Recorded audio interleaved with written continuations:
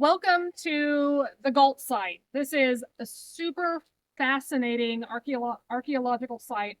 It's fascinating because it has a history of about 120 years of archaeological research, but 20,000 years of human occupation, which is a very, very long time. In fact, what's important and interesting about the Gault Site is you have this history of archaeology where we're like, when were the first humans in the Americas? When were the first humans in the Americas? And like, you do digs and you find stuff and you date the stuff and you're like, oh, here we have something that a human made, and it proves to us that people were in the Americas 16,000 years ago. And for a long time, that was the answer. The research and the artifacts that we had that showed that that culture was called the Clovis culture. It had this very, very distinct type of stone tools that were flint-knapped in very particular ways. You kind of see this as one of them. And this is a replica that I'll pass around and I'll ask that it comes back to me. And what's interesting about Clovis is it was this kind of advanced flint napping technique. We'll talk a lot about flint napping because it's a really important part of how we know who was here and what they were doing and why they were here. But you nap off edges of something until you get a spear point like this or even larger. And when you get done, you have to like do this really particular little Chevy sort of thing. So you have what's called fluting. This kind of, you can see it easier on the pulsum thing, where you have this indentation where it makes it easier to like attach your point to your spear. And that's the really distinctive thing about Clovis. Clovis was first discovered, I'm going to pass this around. Take a look at it. Clovis was first discovered in Clovis, New Mexico, but that for a very, very long time. And for a long time, they were the oldest types of human artifacts that we had evidence of in the Americas. Clovis is interesting because it covers about a 600-year period, which is not that long in historical terms or in earlier prehistorical terms. But it shows up all the way from Canada down to Venezuela. We have a lot of sites on the East Coast, like 150 different archaeological sites that have Clovis points that are all on the East Coast. So you're like, oh, well, maybe people started in the Americas on the East Coast because there's so many Clovis sites here. Most of those sites only have a couple of artifacts. Like they were probably what we call hunt sites or kill sites. And for a long time, we thought Clovis people were mostly big game hunters because that's where we found artifacts that told us about them. Right. So for a long time, we thought Clovis people were big game hunters pretty much only because that's where we found their artifacts. And we were like, oh, there's all these on the East Coast. Maybe they started on the East Coast, even though we found stuff in New Mexico too. But then you ask the question, where's the oldest Clovis artifacts? And the oldest Clovis artifacts are actually in Texas. And in fact, the oldest site is up near Denton. So you're like, oh, well, that's kind of weird because like, how do you get people plopped down in the middle of Texas? They had to kind of come from somewhere because we know people were around in the world before they got to North America. So this is part of learning that story. And part of that story is Clovis was more than big game hunters. And there were people here before Clovis. And that's why Gault is important. Those kind of two facts. So this site is actually owned by a group called the Archaeological Conservancy. So that is kind of an organization whose job it is to conserve archaeological sites, to keep them from being developed or exploited.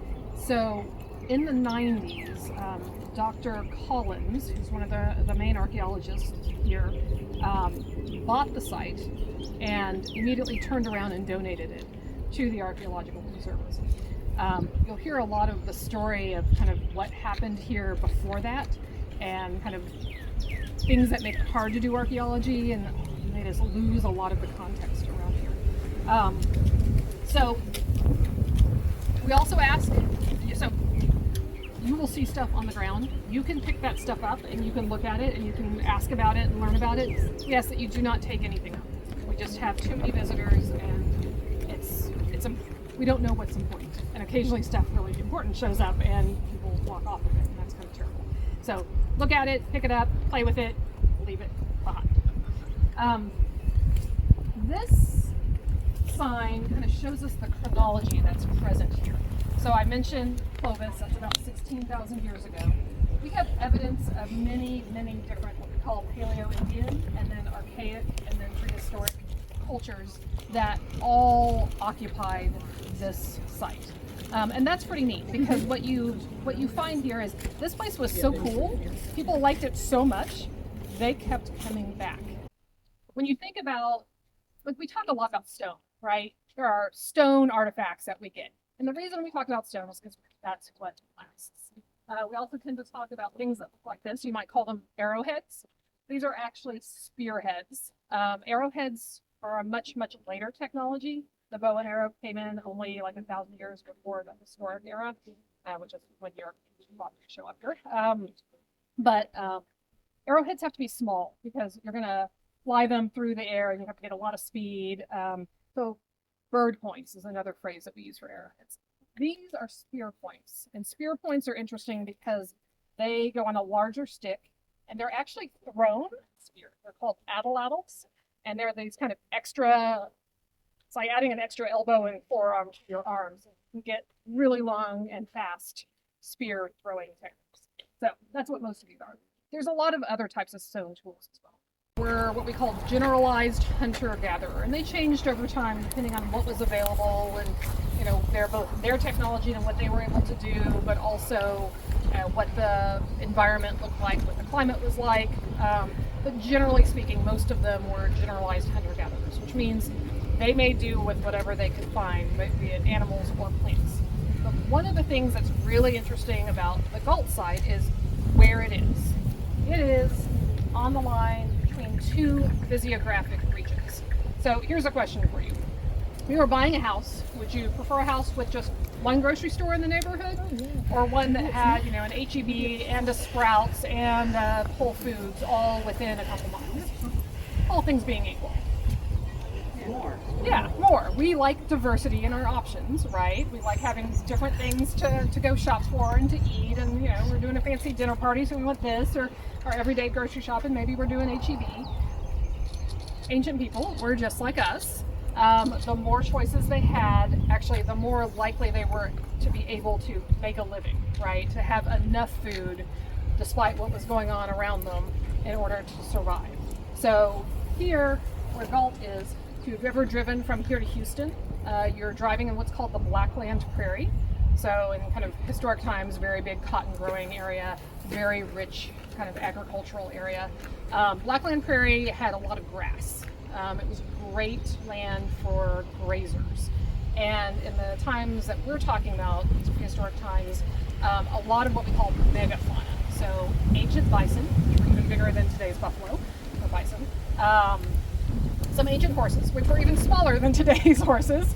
Also mammoths, if you've been to Waco, to the mammoth site.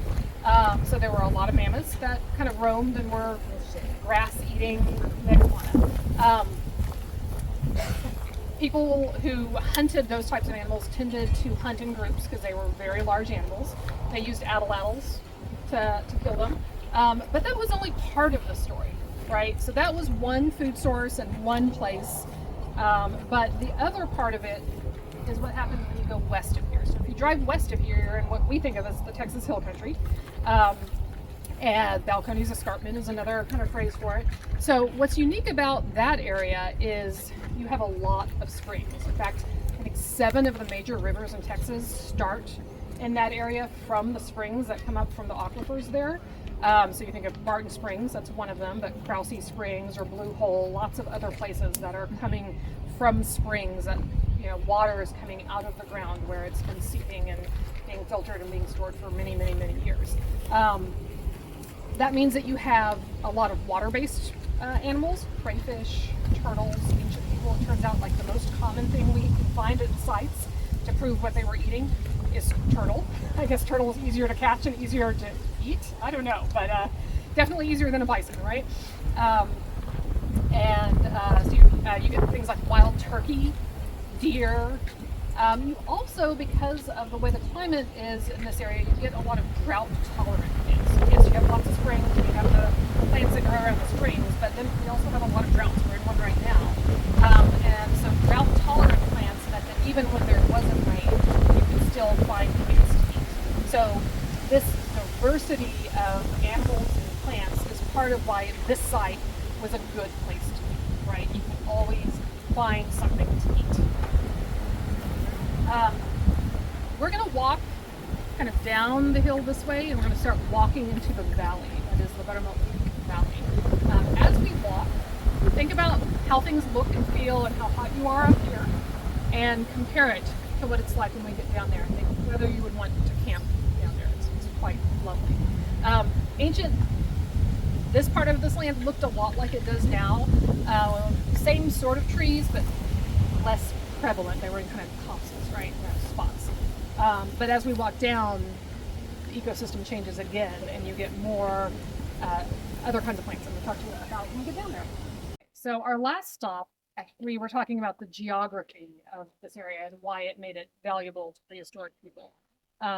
We just walked down into the valley. We're actually not all the way down to the creek yet, but isn't it nicer down here than it was up there? It's like 5 to 8 degrees cooler in the valley, which is nice. We also have a lot of different types of plant coverage. We've got deciduous trees. We've got things like con and walnut. So it's a different sort of environment, and it's a nicer environment that has more food sources and is not as hot and has water, as we'll kind of discover. But the other thing that makes this site valuable, if you're trying to make a living as a prehistoric person, is the geology. So there's 2 important aspects of the geology. The first one is, okay, when you were coming in, did anybody pass a stone quarry? Yeah. Right. So we quarry stones for use in making buildings, patios, roads, all of this. Ancient people also depended on stone for a couple of different things. One of them was a stone called chert. So it's a type of flint. And Central Texas is the largest kind of repository of chert in North America. The type of chert that we find here, you can actually find carried up as far north as Canada, very far south. But people valued it. They traded it, they used it, and carried it to other places because it was really good stone. What makes chert interesting is that when you nap it, when you hit it with another object like hammerstone or some other thing, it fractures in a crystalline way. So if you look here, this is a flat face, and if you look on the edges, you get a pretty sharp edge. And this is lying around for a while, so if you do it fresh, you get a really sharp edge that you could easily cut yourself on, or you can use to make a sharp point for a spear, or you can use to make a scraper. So having easy access to chert was really valuable because it's like your hardware store. Up there we were talking about your grocery stores. This means you had a hardware store in there. This area, as you maybe know already, and well before humans were here, was a great inland. So when you have a great inland sea, you have a couple of things that happen. One is you have lots of shellfishy sort of things that die, and those limestone shells fall to the bottom of a sea. And then the other thing is you have like the actual animals themselves that are made of carbon-based material, like we all are, and those fall to the bottom of the sea. And as those get compressed, they turn into stone. So the calcium-based things turn into limestone. It's all limestone here. The carbon-based things, living plants and animals that die and kind of get squished between the calcium, are what eventually turns into chert over millions and millions of years. But okay, so chert's important because you can get to make tools. That's cool, right? Is that a work piece, that large piece in your hand? Or is that just natural? It's like been a hand axe? It's definitely been, it's probably what we call a core, which means you get a big piece of flint, and we have lots of examples up there. And you're like, okay, well, let me flatten one side of it.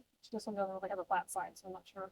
And then let me start taking blades off of it in kind of a circular way. So you actually often see these things that look kind of conical, and we've got some in the shed that we can show you later that are like, okay, well, I'm going to start with this piece. I'm going to flatten the top so I can kind of set it down and have it stable. And then I'm going to go around it, flaking big pieces off. And as I do that, then I look at it and I can decide if it's something I want to turn into a spear point, or maybe it's just a nice sharp blade I can use to poke holes in my hides to make clothing, or I can scrape my hides, or I can cut my grass. You know, they use these tools for all of the things that they needed to do. But yeah, this one's definitely been worked. And as we walk more, if you keep your eyes on the ground, you will find innumerable amounts of them. There's just so many around. Okay. The other important thing is the limestone. So the quarries that you saw driving in are limestone quarries, because there's a lot of limestone here. There's actually 3 different kinds. So the ones on the top level, this is Georgetown and this is Edwards, are pervious. That means water can seep through them.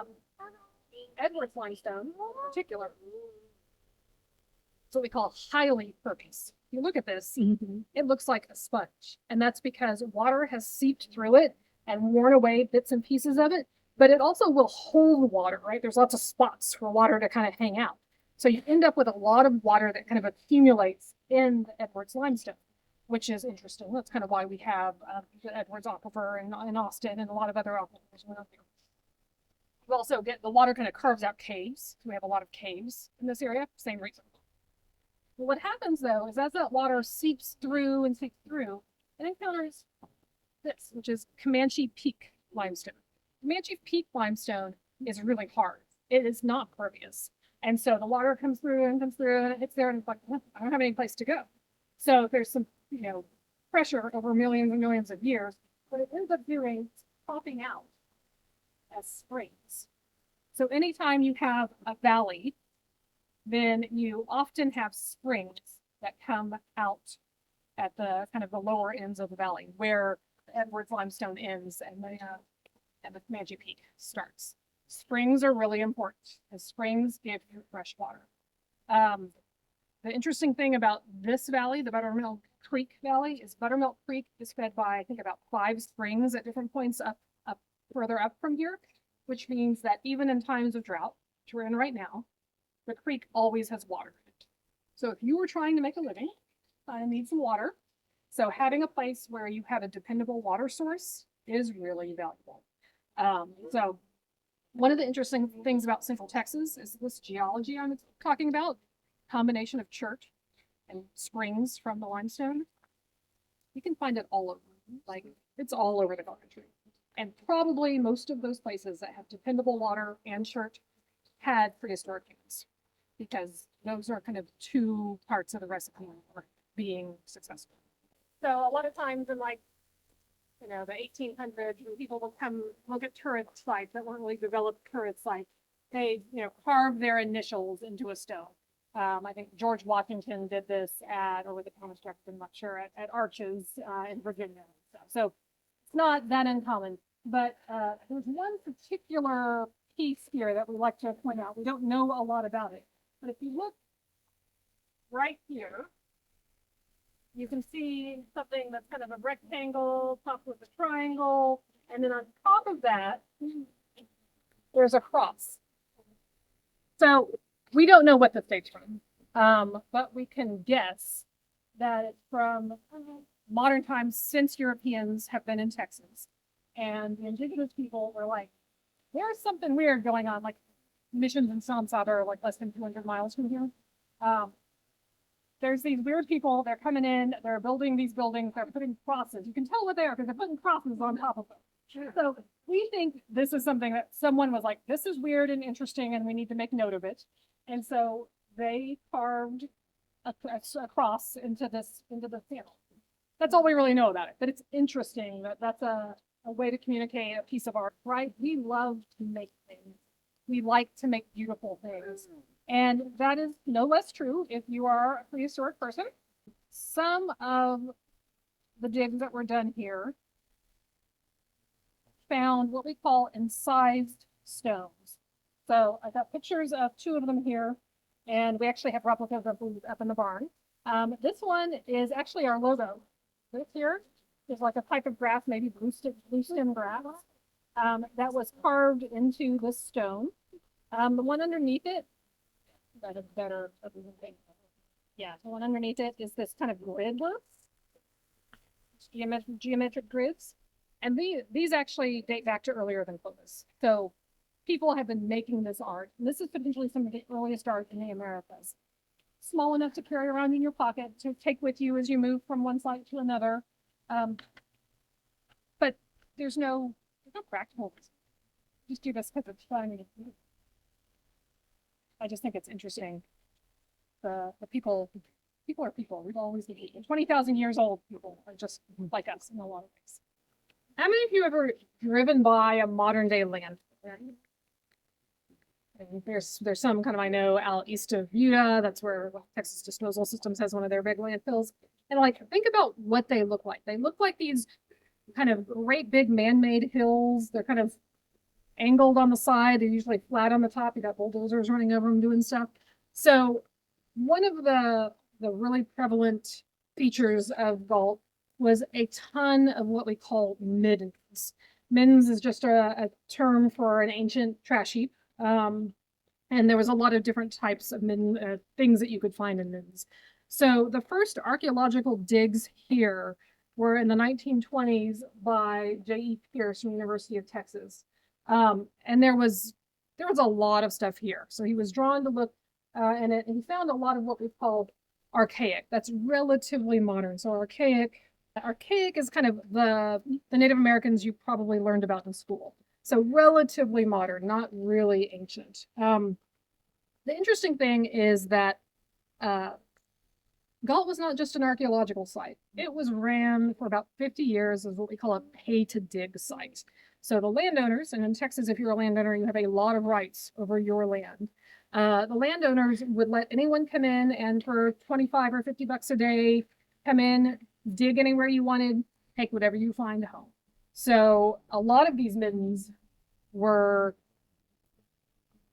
just dug over. It looked when in the 90s when people came in looking at it as an archaeological site, it looked like trench warfare or something, just kind of uncontrolled digging wherever it looked interesting, not a lot of methodological stuff.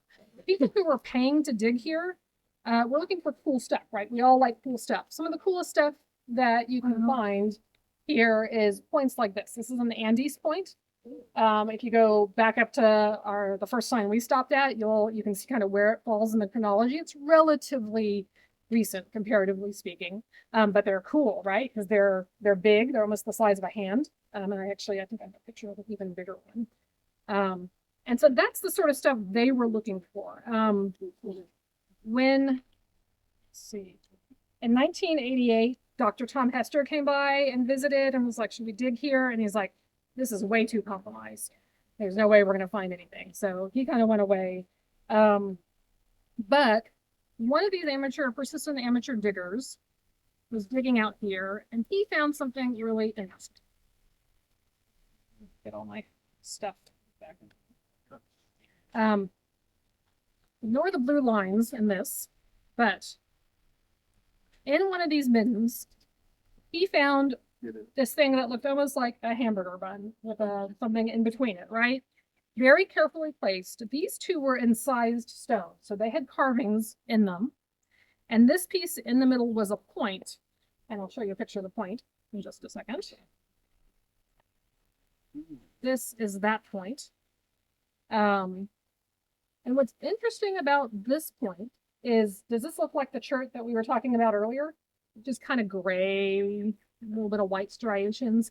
This is pink, and it has really white stripes in it. This is a type of chert that is only found outside of Amarillo in a place called the Alley Bates Quarry, which was another prehistoric hardware store for humans. But it was cool because it was a different color, right? And because it was interesting. So this was obviously a neat thing that it was somebody's treasure, and that they had carefully sandwiched between two other treasures and then placed in a midden. Now, the problem we have here is there is very, very, very little organic material left, right? When you have this kind of heat, you have floods, so it gets dry, it gets wet, it gets hot, it gets cold. That leads to a lot of rot. So if you are, an animal carcass or a human body, you're not going to survive the thousands and thousands of years that we're talking about here. So we don't know why this was a midden. We do know that later peoples from this era, later than this era, often buried people in middens, and middens eventually kind of became part of burial traditions. So maybe, no evidence of this at all, but maybe this was part of a burial of someone. Maybe not. Who knows? Maybe it was a kid or a teenager hiding it so their brother or sister couldn't find it. Who knows? We just know that this was something special. And the amateur digger who found this actually sent it off to a lab to have replicas made. Everything I've been showing you, these are replicas, right? Because we don't want to like hand out, the actual relics. And the lab that was doing the reproduction was like, this is kind of cool. And so they called UT and were like, you know what you have in your backyard here? There's some really interesting stuff being found at that Gault site that people are digging at. And so that kind of prompted another look by professional archaeologists.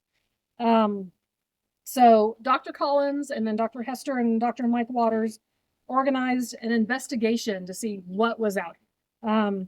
So they came out, they're like, hey, can we do an archaeological dig here? And the landowner was like, sure, $25 per person per day. You can dig whatever you want, take whatever you want home.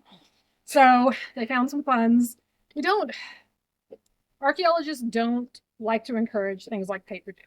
And part of the reason you don't want to encourage pay for dig is that you lose context. A point by itself doesn't tell a story. A point next to the things that were used to make it, or what it was used to process, or in the presence of other types of artifacts, that starts to tell you a story. So my favorite example here, enthusiastic new volunteer. I'm like, oh, I'm learning about all these Clovis points. My husband and daughter are on a scout camp out, and my husband's invited up to the ranch house on this private land, and there's this shadow box displaying all the cool stuff that they found on the ranch, and he takes a picture of a point, and I'm like, oh, well, it's got fluting, and it looks like that could be a Clovis point. That's pretty cool. So I send it to Tim, who's one of our board members, who's leading in the other tour. I'm like, Tim, do you think this is a Clovis point? He's like, yeah. You really can't tell unless you know where it came from. You take a closer look at it, blah, blah, blah. You totally non-committal. Like, darn it. Okay, my husband gets home. He's like, yeah, I asked some more about that point, and it turns out it was an amateur flint knapper Baptist minister 50 years ago. And I'm like, okay. So this is what taught me that you can't assume just on this little fact. You're holding a point that doesn't tell you enough. So that's part of why context is important, and why kind of scientific archaeology is what you need to have the whole story, not just finding the cool stuff. Cool stuff is great, but we want to understand the story of the humans that lived here. I think it was about a 6-week kind of survey that the archaeologists did, and what they established is that below the layers that the amateur diggers were digging in, there was evidence of Clovis material. And that was enough to pique their interest, because Clovis is an interesting thing. We do not have a ton of artifacts at that point in time about Clovis. But they kind of ran out of money. It was still running as a pay for dig. Our story stops for a little bit. We're going to walk to the next slide. In the early 90s, the landowner, the one who was running this pay for dig site, actually sold the land to his nephew. And so Howard Lindsay and his wife Doris became the landowners, and they shut down the pay for dig. Yay! But as we all know, making a living on Texas ranch land is not always easy. So they continued to dig on their own, and their hope was that they would be able to find enough artifacts to sell to support, their mortgage payment and make a living on their for themselves. How many of you have seen the documentary that's been out recently, The Stones Are Speaking? It's probably why you're here, right? It's really good, isn't it? So there's a lot of interviews with Howard and Doris, and kind of their story as part of that. So they were digging right here, where this piece of rebar is, with a bobcat, and they discovered a mammoth bone. It turned out to be the jawbone of a juvenile mammoth. And they're like, oh, this is different and interesting. So they reached out to UT and ended up talking to Dr. Collins. And he came to look at their find and, help them figure out what it was and to see if it was important.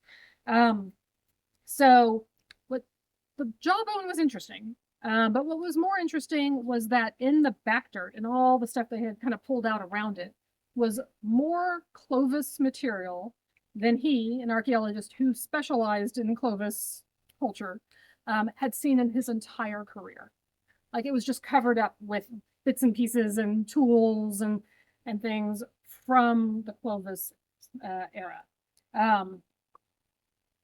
It implied, that plus some other things that were around here implied that the concentration of Clovis material here was really, really notable and something that should be investigated. That makes Gault a really important site. And it also kind of changed our understanding of how Clovis people lived. So Dr. Collins secured a 3-year lease. He was able to negotiate with the Lindsays, get a 3-year lease to do digs here, which was great. And what they were looking for is evidence of Clovis era material. The word artifact, because I'm going to start tossing around numbers of artifacts that were found during these digs. So an artifact is anything that's shaped by humans. So a spearhead, definitely an artifact. A scraper, definitely an artifact. Is a mammoth bone an artifact? No. Right. What about if the mammoth bone has a chink in it that came from being hit by a spearhead? Yes. Yeah. Yes. Right. Okay. So when you're making tools out of chert and you're sitting there and you're flaking things off, are those flakes that come off of your spearhead, are they artifacts? Yes. Yeah. Okay. So when you sit here and you make tools at the Gault site, and people make tons and tons and tons of tools at the Gault site, think of how many pieces came off of those points, those tools. We call that kind of the trash stuff that comes off of that, a fancy French word called débitage. I think it's kind of a cool word. But every piece of débitage, and as we walk into the valley even more, you will start seeing it at your feet all over the place. Every piece of débitage is also an artifact. So when we start talking about millions of artifacts and that 3-year lease, they found 1.4 million artifacts. You can start understanding, how do you get that many? If you're making tools here and you're leaving tools here, and you're processing a mammoth, which is what happened here. We think the juvenile mammoth, came to the creek to drink, because we all need water, and there were humans here, and they're like, "Hey, dinner!" And so they hunted the juvenile mammoth, and then they processed it in place, which is why there were so many artifacts in that backfill. Because you had scrapers, you had things to cut the meat with, you had things to cut the bone with. Tons and tons of different types of artifacts that were in place with that mammoth because it was processed right here. So that dig, that 3-year dig, had about 4,000 volunteers and students, and it's the richest site in Clovis artifacts yet found. It's by far more Clovis artifacts from here than every place else together. So that's kind of cool. So Clovis is interesting because the previous sites were much smaller number of artifacts, and they tended to be hunt-related artifacts. You hunt a mammoth, you kill a mammoth, you cut it up, and you take it someplace else to do some other stuff with. So our understanding of that culture was big game hunters, because that's all we had really found. What Gault did is it kind of changed our understanding of who and what the Clovis people were, because it was obvious that people were hanging out here, right? They were living here for longer periods of time. They were doing a lot more processing of meats, but also plants. And so it kind of changed our understanding of who these people were. They weren't just running all over the plains chasing the megafauna. They were, yes, killing and eating megafauna, but they were also killing and eating turtles, right? Biggest food source that we have found evidence of, but also harvesting a lot of plants and then processing those plants. A lot of the middens that we'll talk about a little bit more were trash from the ovens that they used to kind of process some of the high fiber plants. So it was, this site helped us understand that Clovis was a different type of culture than we had previously understood. So flat, here's how smooth and flat it is, that it was chipped off of a bigger stone. And probably this is a piece of what we call debitage, that came off of something else as they were equal. Yeah, let's take the hands together. So immediately over here is the main stem of Buttermilk Creek. If we walk over it, you'll see there is water in it, even though we're in a drought. And here you can kind of start to get a feel for the whole site. We've got the other side of the valley over there. We've got the creek that runs through it. We kind of have the hill that comes up here. So I can't see this, so I don't expect you to be able to see it either. But what I'm told is the entire slope of that side of the valley was what we call burnt rock bins. So piles of trash, burnt rocks that were thrown out as trash. This is kind of what they look like when you start digging them up. You see just piles and piles and piles of rocks. And the reason you have piles and piles and piles of rocks is because one of the ways they processed their plant matter, so we have things like camas lilies, so lilies that have bulbs, and camas lilies are really, really high fiber. They're high in some of that fiber. You actually go to the grocery store and look at like fiber added breads and things like that, and you read the ingredients, they often have inulin added to them. But too much inulin upsets your tummy.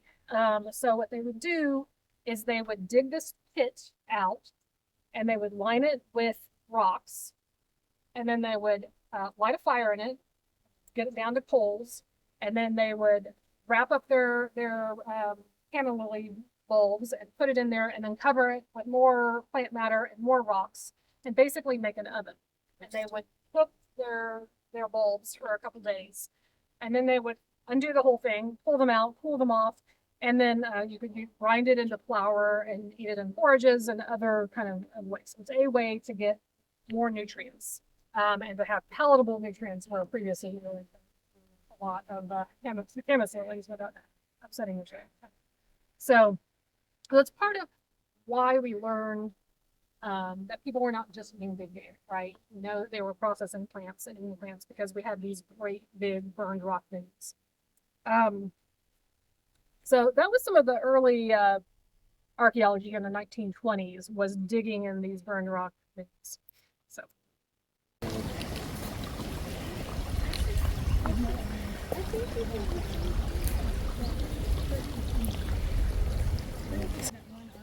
Yes, and in our story of archaeology here, we're in the middle of a 3-year dig, a lease agreement with the Lindsays to let us, dig. And Dr. Collins was looking for Clovis material. He was a Clovis expert, and he wanted to understand what he could learn about that culture from the site. So he dug in about 3 different places.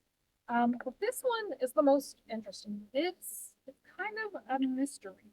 So it was discovered during that 3-year period, and it's about a 7 by 7 foot pavement, an accumulation of stone cobbles that had been brought in from a river further away from here, very deliberately brought in and laid out as a pavement. So if you think about how much we've talked about water and how important water is in the creek, this is an area that has rising and falling water table, and you can imagine that maybe there were times when it was kind of muddy. So our best guess is that this was a pavement that was put down to kind of keep people off of some potentially muddy ground. There's no evidence of things like post holes or anything, but likely this is kind of the first evidence of architecture, of shelter, of human habitat, building. Mm-hmm. Yeah. I was wondering, where are they living? I don't see mounds. I don't see. No, they're not making mounds. Yeah. They're not making permanent shelters. And this is, we're talking, the earliest, at least 16,000 years ago. Yeah.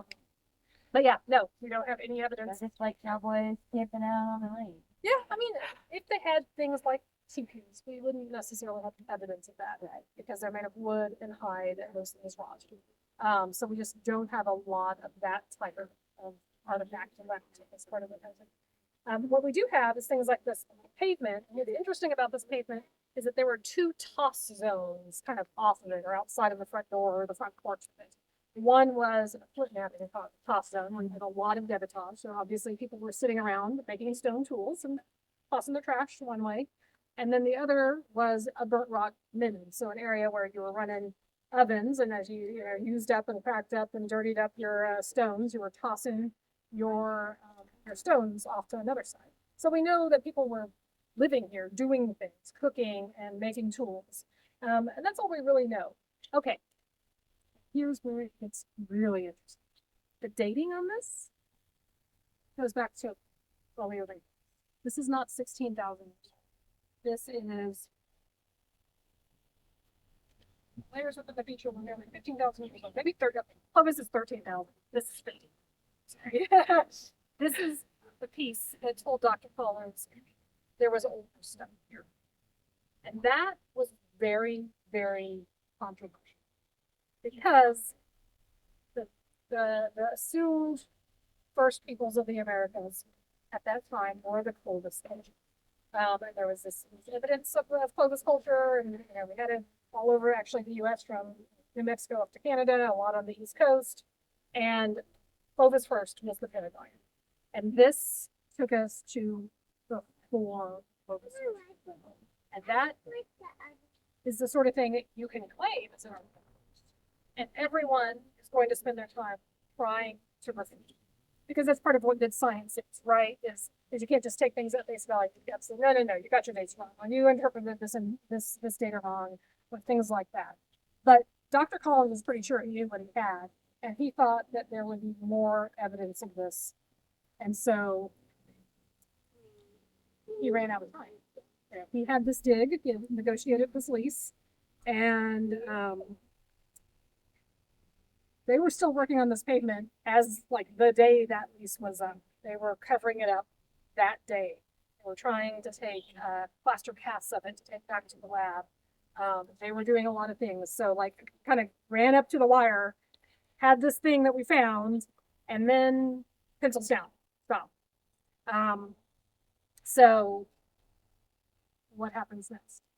So it actually is interesting. So 2002 was the end of that 3-year lease. The Lindsays, who own the property, decided to build their retirement home here. You actually passed it on your way in off to the right. And eventually they're like, hey, Dr. Collins, this really probably should be an archaeological site. You're going to buy it from us. We're willing to sell it. This took years and years. Dr. Collins talking to them, kind of rancher to rancher, respecting their autonomy and their property rights, right? But also explaining to them and working with them so that they understood what was here. They offered Dr. Collins the opportunity to purchase it. He spent years trying to fundraise money to purchase it. His wife was like, hey, you inherited some money. Why don't we just was not successful fundraising. Why don't we just buy it? So depending on who's telling the story, maybe they took out some loans, maybe not. But eventually he purchased the land, 52 acres, and immediately donated it to the Archaeological Conservancy. But now Dr. Collins owned the land, and he knew he wanted to kind of do really, really rigorous science. What year was that, please? Yeah, let me look. So the 3-year lease ended in 2002, and I have a timeline here. A second. So that ended in 2002. 2008 is when he bought the site. So it was a 6-year period. Okay, so we know there's earlier than Clovis stuff here. We also know that people don't really want to believe us because, the archaeology, just, you need better data, more data and better data. So after Dr. Collins bought the site, donated it to the Archaeological Conservancy, he started another dig in 2008. This was a 7-year dig, and this is white post, kind of outline where that dig happened. And we're going to walk to the next sign and I'm going to tell you about it. When the 3-year lease ended and before Dr. Collins bought the property. But once he bought the property, he started a 7-year-long dig, and the purpose of this dig was to be really, really thorough and methodical and to show that there was older than Clovis material. So in these 4 posts, They kind of gridded out 1 meter square grid, and then they dug in 10 centimeter layers. So every artifact they found, they could map, onto a grid, 1 meter grid within a 10 centimeter layer. And you can kind of see what we call the stratigraphy, which is a lot of how we date things in archaeology. Over here on the right, there's a bigger rendition of this back in the barn. And they worked very methodically, each layer down, down, down, down, down. And the goal was to go until they hit bedrock, which they did. The bedrock was 10 feet deep. So it was a 10 feet deep dig. And they found different types of artifacts at each level, and that's part of why we know that this was kind of continuously occupied by different cultures over time. And they got down to the focus layer here. And focus artifacts are very clear and easy to identify, so you know that you have focus things. And then what was interesting is that they had what's called a sterile layer, a layer that had very, very few artifacts. Probably what had happened is something like a flood brought in a lot of mud. And so you had this layer that was just kind of mud. Also was muddy for however long it was, and so people didn't do things there while it was still like a big mud field. But what that means from a stratigraphy perspective is that you have this really clear line, right? Nothing, nothing, nothing, nothing, nothing. And then in the next layer down, you find something. And it's pretty clear that it is a different layer than what kind of before. That makes it easier to prove this was not Clovis. It was not stuff that had come down from higher up. It was actually a different. So they call that the Gault assemblage. It dates 16,000 to 20,000 years ago. And it's different than Clovis. And it takes our timeline back at least 3,000, but as many as 7,000 years older, for evidence of human occupation in the North Americas. So this is really important, right? This was a paradigm shift, and it was done with very crisp science to help support what that paradigm. Let's see, there's 130,000 artifacts that are between 16 and 20,000. That's a lot, right? 130,000 things that go before Clovis. This dig in a hole produced 2.6 million. Typically other sites have maybe a tenth of that. So just tons and tons and tons of stuff. We only excavated about 3% of this site. This site is about 3 football fields big, at least, or possibly bigger. So when you think about just this little square here and some of the other places that we've done, a very small percentage of the kind of site. When you have that many artifacts, 6 million or even 130,000 of it older than Clovis, a lot of the next work is not in digging, it's in analyzing. So see what we can learn from. And that's what's going on now. So one of the archaeologists who reads stories out here is doing what's called use-wear patterns. So she actually is taking modern flint knapped tools and using them in her kitchen to cut meat and to cut bone and to cut vegetables. And then she's putting them underneath microscopes and looking at the patterns that are left on the stone from doing those types of activities. So then she can take those patterns and match them to the ancient tools and get some sense of what they were using. There's another site further down the creek that by the Deborah site. They've been able to use the same strategic history and types of evidence, which is important. And when you're doing science, you want to be able to reproduce what you've done. Question? Yeah. You may not know the answer, but when did you call it the dead zone? Sterile zone. Sterile zone. Yeah. Do you know why they didn't stop then? Why they wanted to go down to bedrock. Okay. Right. We all know what bedrock looks like here. When you get to bedrock, you really can't dig any further. But bedrock is kind of the bottom of this ancient sea, and you probably don't have anything below that. So yeah, the other interesting thing I think is if you look on this bottom picture, you can see the bedrock, which is kind of cool. You can also see that like every morning they came in, and when they got that low, the water table was kind of, they had to pump water out to continue digging. there were storms, there were snowstorms. This went on for, 7 years, and they had thousands of volunteers and students and professional archaeologists come through and work at the site. I'm gonna talk about dating, and then we're gonna walk to the next site. So nobody asked, how do we date this? Can you do carbon dating? No carbon dating, you don't have carbon, right? You need plant or animal remains to do carbon dating. But how you date this type of archaeology is called OSL, optically stimulating luminescence. Take a pipe, you shove it in the side of the vid, pull out dirt that has not seen the light of day since it was the topsoil, hopefully 16 to 20,000 years ago. You cap off that pipe, you send it off to a lab. They take it into a dark room, unpipe it, uncap it, spread out that dirt, and they look for very small pieces of quartz. One theory is it's like the Sahara desert sand that blows in every couple of years here, right? So very small pieces of quartz, and then you hit it with some sort of light. This is where my science kind of falls apart, and it vibrates in a certain way to then interpret when was the last time it seen the sun. And that you could do that at a couple of different places. You can kind of average what the answers is, and that's how you date a layer. Not quite as accurate as carbon dating, but get you within about 500 years. Sorry, I missed it. What is that process called? OSL, optically stimulating luminescence. Thank you. We have so many artifacts in the lab that we haven't had time to process, to look at, to learn from, that there's not a compelling do more good. Just wait.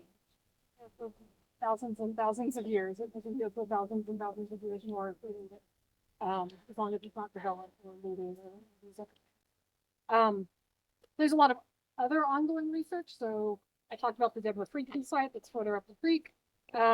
There's Dr. Chris Ringstaff is an archaeologist who's been doing work to map where we have flint knapping evidence and what types of flint knapping evidence.